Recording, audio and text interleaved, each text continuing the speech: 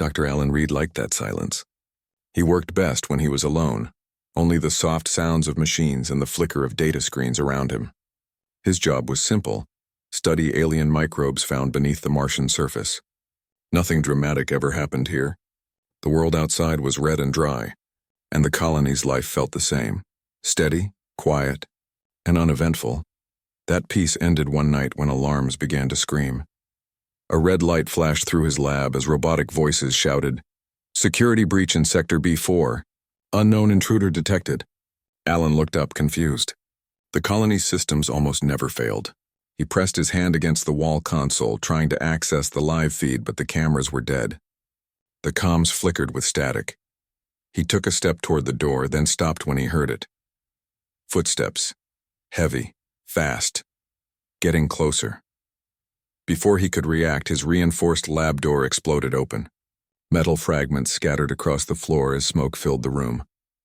Alan stumbled backward, coughing, trying to see through the haze. Then he saw her. A tall figure stepped through the doorway, her uniform torn and burned. Her silver blue eyes glowed faintly under the lab lights.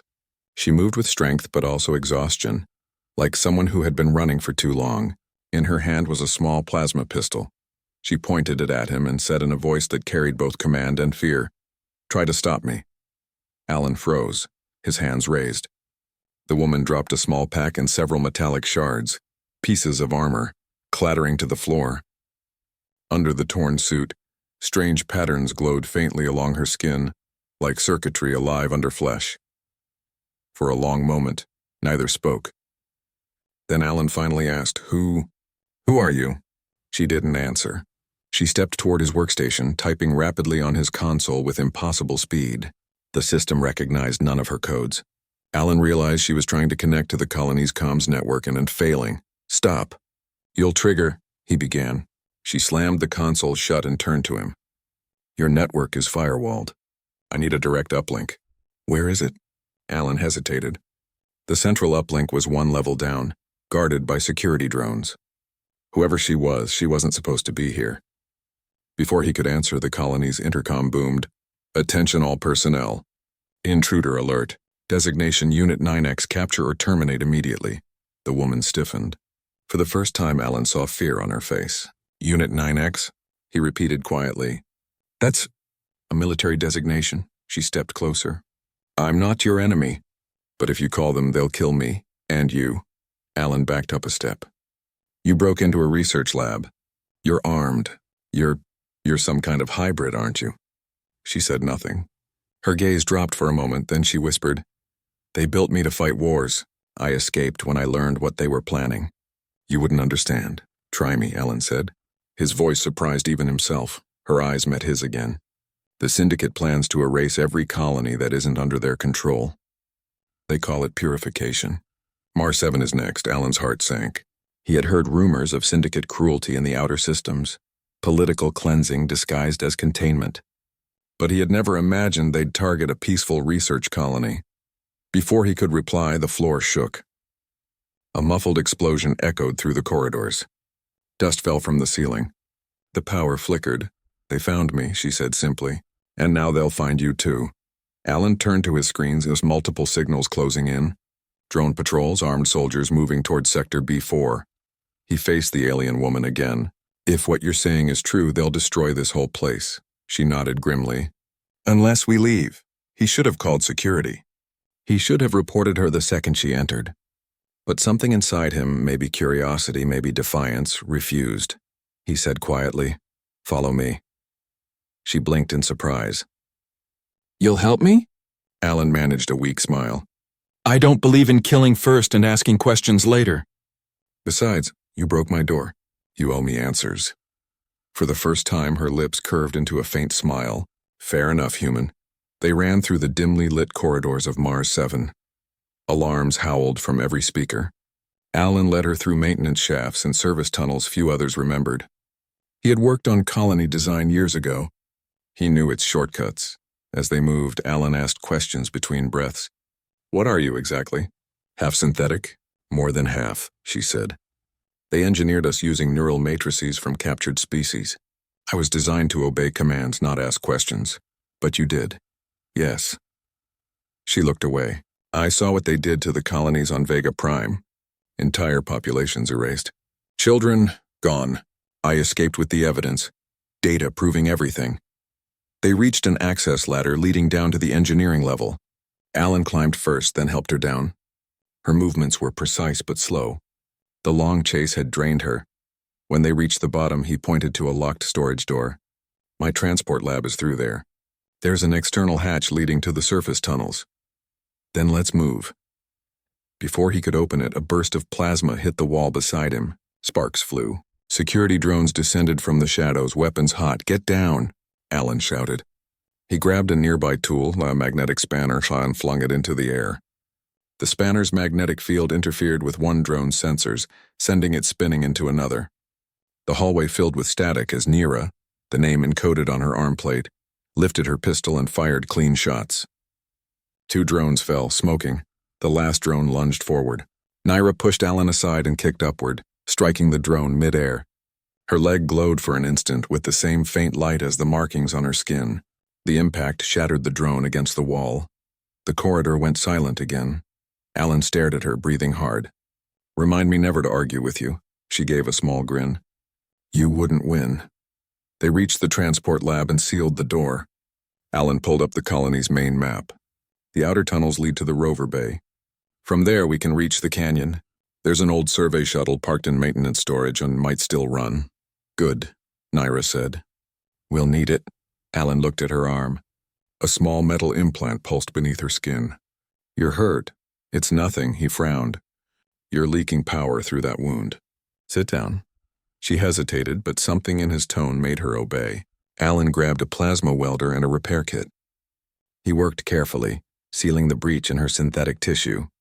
When he finished, she flexed her arm slowly. Why help me? You don't even know me. Alan sat back, wiping sweat from his brow. Because I've spent my life studying life forms I'll never meet. You're the first to walk through my door, and because... I believe you. She studied him for a moment. You're strange for a human. Most scientists are. Hours passed as they hid among the maintenance corridors. Outside, Syndicate soldiers surrounded the outpost. The colony's governor tried to negotiate, but the transmission ended in static. Alan connected Nira's data pack to his console. Streams of encrypted files appeared, images, documents, maps. When the decryption finished, he saw the truth. Lists of human colonies marked for sterilization. Mars 7 was scheduled for destruction within 48 hours. He looked up, his voice low. You weren't lying. I told you, Nira said. They fear your kind. Humanity spreads too fast, thinks too freely. The Syndicate wants control. You threatened that. Alan clenched his fists. Then they picked the wrong planet. The lights flickered again. Explosions echoed above. The colony's outer dome had been breached. Nira stood. We can't stay. Once they realize I'm alive, they'll glass this place. Alan turned to the wall terminal. There's one chance. The reactor core has emergency escape pods nearby, but they only launch manually, meaning someone has to trigger it from inside. She looked at him sharply. That's suicide. He met her gaze. Maybe, but it'll save the civilians. For a moment, they simply stared at each other. The room was filled with the distant rumble of collapsing walls. Then Nira shook her head. You're human, always choosing sacrifice. Someone taught us that freedom's never free, Alan said quietly. Nira stepped closer. Then maybe I was wrong about your species. Before either could say more, the ceiling shook violently. Part of the structure collapsed, blocking their escape route. Dust and light poured through the cracks. Alan grabbed a backpack of tools and motioned toward the side tunnel. We'll take the vent shafts. They connect to the rover bay. Hurry, Nira followed. The corridor glowed red as emergency sirens echoed behind them. As they crawled through the narrow passage, Alan felt the weight of the planet above him. Millions of tons of rock. The sound of war outside. He wasn't a soldier, but that night, he became something else. When they finally emerged into the rover bay, they could see the dark Martian sky through the cracked dome. The Syndicate's ships hovered like cold stars above the horizon. Nira looked up and whispered, They won't stop until I'm dead, Alan answered. Then they'll have to go through both of us. Her gaze softened. You don't even know what you're fighting, he smiled faintly. I don't need to. I just know what's right. The engines of distant ships roared. The air shimmered with energy fire. The night of Mars 7 was no longer silent, and the fight for humanity had just begun. The red dust storm outside screamed across the colony dome. Through the cracked glass above the rover bay, Dr. Alan Reed could see flashes of plasma fire painting the night sky. The Syndicate's ships hovered like silent predators, waiting for the perfect time to strike. Beside him, Naira, the fugitive soldier from the stars, checked the energy cells on her pistol. Her movements were precise, practiced, yet slower now. The wounds from the chase had weakened her. The glowing lines across her skin flickered unevenly. Alan turned from the control console and said, "The outer tunnels are sealed. If we want to escape, we'll have to take the service lift to the surface and reach my survey shuttle in Hangar 9. Naira frowned. "They'll be watching that hangar." "Probably," he said simply, "but it's our only chance." For a moment, the alien woman stared at him, studying the human who had chosen to help her. He wasn't a soldier or a fighter. He was a scientist with a quiet face and tired eyes, yet there was something in him she recognized, that same spark she had seen in her own people before they were destroyed. "All right," she said finally. "Then we move fast." The lift shuddered as it climbed toward the surface level. Each second felt heavier than the last. Alan's heart pounded not from fear but from something deeper, a strange calm that came before courage. When the doors opened, they found themselves in a corridor filled with smoke. The colony's power grid had failed. Only emergency lights flickered red. Far down the hall, the shadow of a Syndicate soldier moved across the wall. "Two of them," Naira whispered, scanning with her damaged visor, armed with pulse rifles. Alan searched his pack, pulling out a small metal cylinder. "EMP grenade," he said. "Homemade," she blinked. "You built that?" He shrugged. "I study alien tech. Sometimes I tinker," she smiled faintly. "You're full of surprises, human." Alan rolled the device down the corridor. It beeped softly, then burst into a flash of blue light. The Syndicate soldiers stumbled as their armor systems failed. Naira moved like lightning, striking one across the chest and disarming the other. Alan followed, grabbing one of the soldiers' access cards. This should open the hangar. They moved again through the smoky halls, guided by flickering lights. Alan's lungs burned with the thin Martian air. He had never been this far from safety before, never faced death like this. Yet somehow he felt alive, Naira noticed. "You've never fought before," she said quietly. "No," he admitted. "But I've studied a lot of people who did." When they reached Hangar 9, the door was half open, stuck between collapsed beams.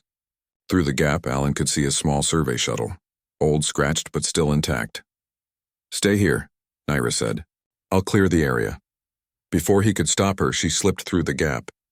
He waited, tense, hearing muffled sounds, quick bursts of plasma fire, the thud of metal, then silence. Moments later, Naira reappeared. "All clear." Alan crawled through the opening and rushed to the shuttle.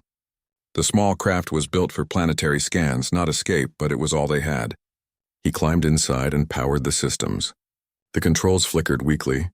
"Engines are functional," he said, relief in his voice. "But we'll need a few minutes to reach full thrust." Naira stood by the door, keeping watch. "We don't have minutes," he looked up at her. "Then we'll take seconds."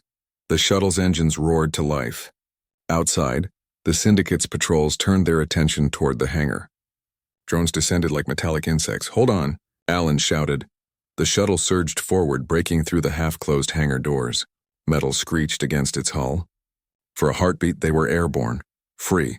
Before the first plasma shot grazed the tail fin, the craft shook violently. Naira grabbed the co-pilot seat, checking the scanner. "Multiple fighters inbound. They'll destroy us before we reach orbit." Alan's hands danced over the controls. "Then we don't go to orbit," she frowned. "What do you mean?" "We go to the canyon."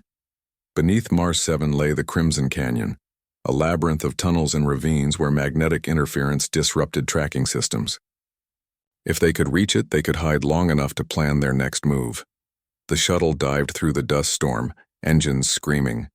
Lightning-like energy crackled across the sky as Syndicate ships fired from above. Alan maneuvered between rock spires and narrow cliffs, pushing the small craft far beyond its design limits.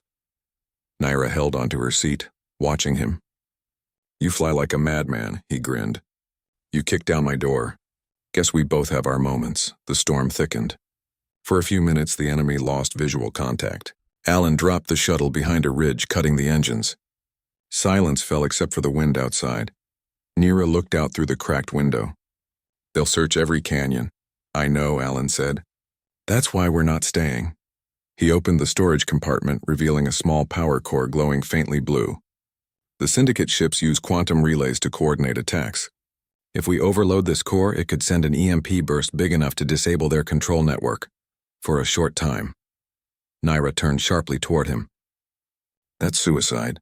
Alan smiled softly. "Maybe, but it's the only way to stop them from destroying the colony." She stepped closer. "I can do it. My systems are built for overload." He shook his head. "You won't survive that either." For a moment, neither spoke. Outside, the faint hum of Syndicate engines echoed through the storm. Finally, Alan said, "You've been fighting your whole life. Let a human fight this one." Her voice softened. "You'd die for people who barely know you." He looked at her calmly. "That's what makes us human." They returned to the shuttle's cockpit. Alan programmed the autopilot to take the ship to high altitude after launch. Nira sat beside him, her hands trembling slightly as she watched. "Once I trigger the overload," he said, "the EMP will spread through the relay satellites. You'll have a 2-minute window to escape. And you?" He smiled faintly. "I'll be right behind you." She didn't believe him, but she didn't argue. When the moment came, Alan opened the shuttle's ramp. The cold wind hit them as he stepped out, holding the power core close to his chest. The reactor field glowed brighter, humming with unstable energy. Nira reached out and grabbed his wrist. "You don't have to do this." He looked back at her, his eyes steady. "You said it yourself, they fear what humans can become. Let's give them a reason." Then he walked into the storm.